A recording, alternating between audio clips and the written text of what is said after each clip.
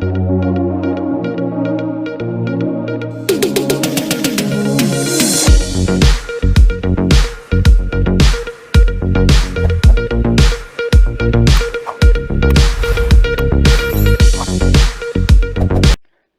Friends, welcome to easy learning channel. మన channel నుండి వస్తున్న అప్డేట్స్ మిస్ అవ్వకుండా పొందాలంటే వెంటనే సబ్స్క్రైబ్ చేసుకొని పక్కన బెల్ సింబల్ అయితే యాక్టివేట్ చేసుకోండి.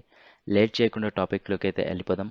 ఈ వీడియోలో మనము spring Boot framework tutorial part 5 అనేది అయితే చేస్తున్నాం. ప్రీవియస్ వీడియోస్ చూడకపోతే మన ఛానల్లోకి వెళ్ళి వీడియోస్ అనేది అయితే చూడండి.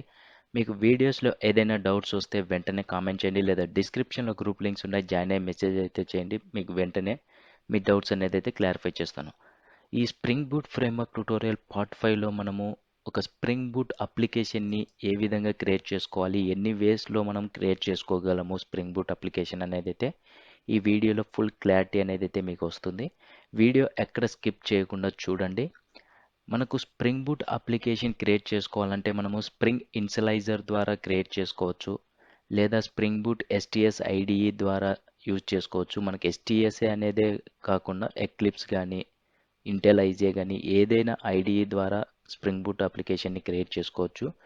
అండ్ స్ప్రింగ్ బూట్ సిఎల్ఐ ద్వారా కూడా మనము ఒక స్ప్రింగ్ బూట్ అప్లికేషన్ అయితే క్రియేట్ చేసుకోవచ్చు. కానీ మనము స్ప్రింగ్ బూట్ ఎస్టిఎస్ ఐడిఈ అనేది అయితే యూజ్ చేసి స్ప్రింగ్ బూట్ అప్లికేషన్స్ అనేది అయితే క్రియేట్ చేసుకుంటాము. మీకు స్ప్రింగ్ ఇన్సలైజర్ ద్వారా ఏ విధంగా చేసుకోవాలనేది కూడా నేను ఎక్స్ప్లెయిన్ చేస్తాను.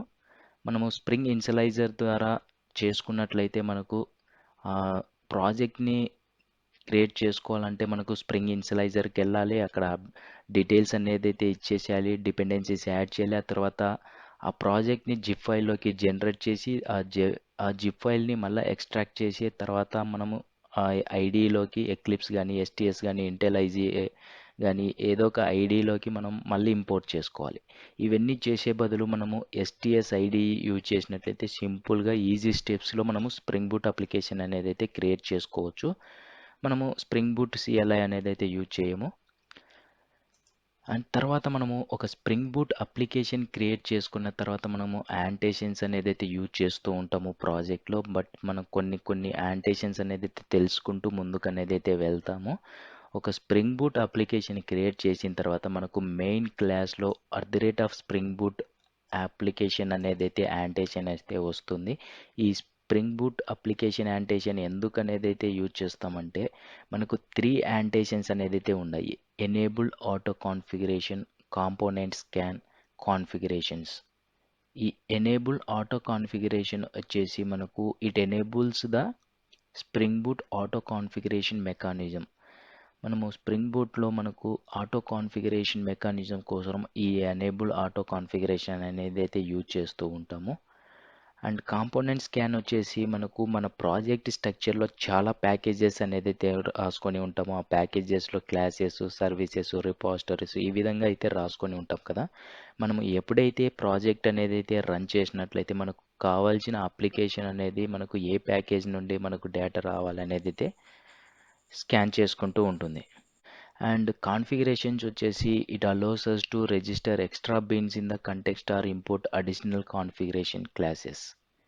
మనకు ఏదైతే కాన్ఫిగరేషన్ జరగడానికి ఈ కాన్ఫిగరేషన్ అనేది అయితే యూజ్ చేస్తూ ఉంటాము. లైక్ స్ప్రింగ్ ఫ్రేమ్వర్క్లో చూసుకున్నాము, ఎక్స్ఎంఎల్ ఫైల్లో బీన్స్ అనేది అయితే క్రియేట్ చేసి ఆ ఆబ్జెక్ట్స్కి డేటా అనేది అయితే పంపిస్తూ ఉంటాం కదా. అదేవిధంగా కాన్ఫిగరేషన్స్ జరగడానికి ఈ యాంటేషన్ అనేది అయితే యూజ్ చేస్తూ ఉంటాము.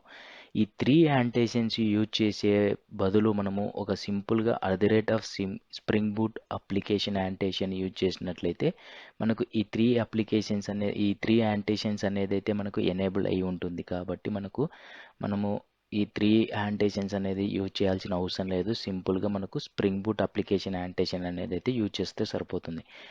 ఇది కూడా మనం యూజ్ చేయాల్సిన అవసరం లేదు. స్ప్రింగ్ బూట్ అప్లికేషన్ ఎప్పుడైతే క్రియేట్ చేశామో ప్రాజెక్ట్, అప్పుడు మనకు మెయిన్ క్లాస్లో ఆటోమేటిక్గా ఈ @స్ప్రింగ్ బూట్ అప్లికేషన్ అనేది అయితే మనకు వస్తుంది. మనము ఈ 3 యాంటేషన్స్ అనేది అయితే యూజ్ చేయాల్సిన అవసరం లేదు, జస్ట్ తెలుసుకుంటే సరిపోతుంది. అండ్ ఇంటర్వ్యూ క్వశ్చన్స్కి వచ్చేస్తే మనకు ఇక్కడ what are the uses of Spring Boot application. ఈ Spring Boot application annotation use చేస్తే ఏంటి యూజెస్ అనేది అయితే తెలుసుకుంటే మనము enable auto configuration, component scan, configuration annotations ఈ 3 యూజ్ చేయాల్సిన అవసరం లేదు. జస్ట్ ఈ ఒక్క యాంటేషన్ యూజ్ చేసినట్లయితే మనకు ఈ 3 యాంటేషన్స్కు ఎనేబుల్ అయి ఉంటుంది అని చెప్పేస్తే సరిపోతుంది. అండ్ ఎనేబుల్ ఆటో కాన్ఫిగరేషన్స్ గురించి, @కాంపోనెంట్ స్కాన్ గురించి, కాన్ఫిగరేషన్ గురించి ఎవరైనా అడిగితే ఇంటర్వ్యూలో మీరు ఈజీగా చెప్పగలరు ఈ యాంటేషన్స్ ఎలా వర్క్ అవుతాయి అనేది. అండ్ ఇది ఫ్రెండ్స్, ఈ వీడియోలో మనము స్ప్రింగ్ బూట్ అప్లికేషన్ ఏ విధంగా క్రియేట్ చేసుకోవాలి, ఎన్ని వేస్ క్రియేట్ చేసుకోగలము అనేది అయితే ఎక్స్ప్లెయిన్ చేశాను. వీటితో పాటు ఇంటర్వ్యూ క్వశ్చన్స్ కూడా ఎక్స్ప్లెయిన్ చేశాను. మీకు ఇంకా ఏదైనా డౌట్స్ ఉంటే వెంటనే కామెంట్ చేయండి, లేదా డిస్క్రిప్షన్లో గ్రూప్ లింక్స్ ఉంటాయి, జాయిన్ అయ్యి మెసేజ్ అయితే చేయండి. అండ్ మన ఛానల్ నుండి వస్తున్న వీడియోస్ మిస్ అవ్వకుండా పొందాలంటే వెంటనే సబ్స్క్రైబ్ చేసుకొని పక్కన బెల్ సింబల్ని అయితే యాక్టివేట్ చేసుకోండి. బెల్ సింబల్ని యాక్టివేట్ చేసుకున్నట్లయితే నేను చేసిన వీడియోస్ యూట్యూబ్లో అప్లోడ్ చేసిన వెంటనే మీ మొబైల్కి ఒక నోటిఫికేషన్ ద్వారా పొందుతారు. వీడియోస్ అనేది అయితే మిస్ అవ్వకుండా చూసి నేర్చుకుంటారు అనేసి అయితే చెప్తున్నాను friends. And thank you friends, video చూస్తున్నందుకు.